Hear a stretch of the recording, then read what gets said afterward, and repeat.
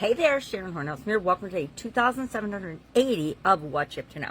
Today we're talking about spiritual health and well-being, the SOAP framework, step 4 progress, supersizing our business, being a better version of ourselves, etc.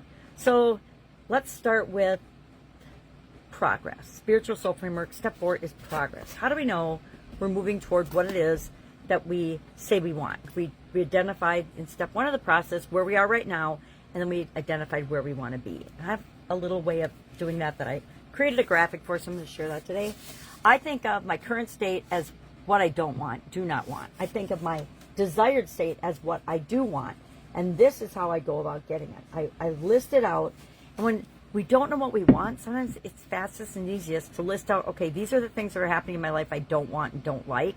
Well, what's the opposite of that? And then how am I going to go about getting it? That's my shortcut way of doing that. But then once I decide on what it is, I let go of everything that I don't want. I don't think about it. I don't focus on it. I don't pay any attention to it. I only focus on what I want. And I do that by focusing on it, by thinking about it, by visualizing it, by affirming it, meaning I say affirmations in my head. I am the thing that I want. Then I recite it. I say it out loud when I'm going on my walks or when there aren't really a lot of people around. And then I write it down. And then I usually write it down and I keep it or I throw it away, or I keep writing it down until I actually have the thing that I want.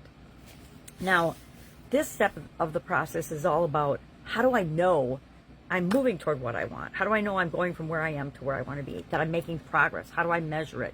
And so we talked about in our challenge today is to share how we're going to know and how we're going to measure it. And I shared how I'm doing mine in both those groups, so I don't feel like I need to do it again. Working on a couple of new projects. I personally believe that I've never been very good at building community, so I joined school in Alex Hermosi's last go-round and big, huge promotion and his, world record-breaking book sales, etc.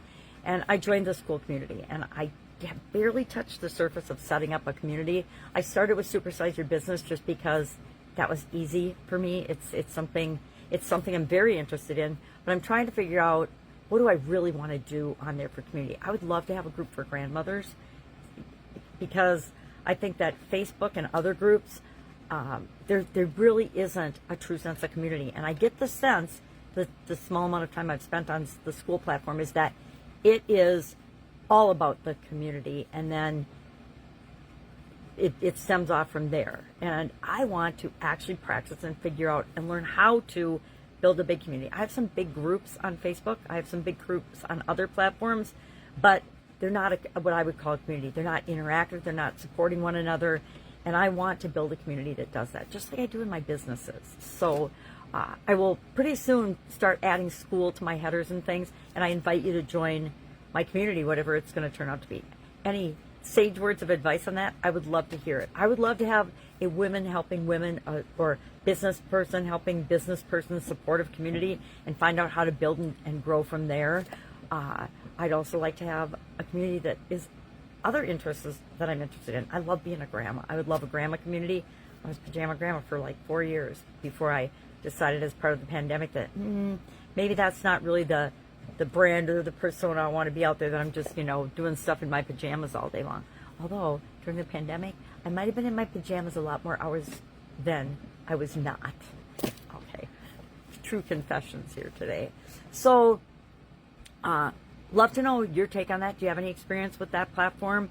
I had a little experience with it when I did a couple of other people's projects over the last year or so, but I really never got on it or got involved in it or paid any attention to it, because I felt like it was a distraction from the direction I want to go. But now, the older I get, the more things I want to leave a positive impact on the world. And just doing the same old thing that everybody else is doing doesn't feel right to me, so I want to try something new. All right, if I can help you in any way today, hit me up and ask. Otherwise, have an awesome day, and I will, of course, be with you tomorrow.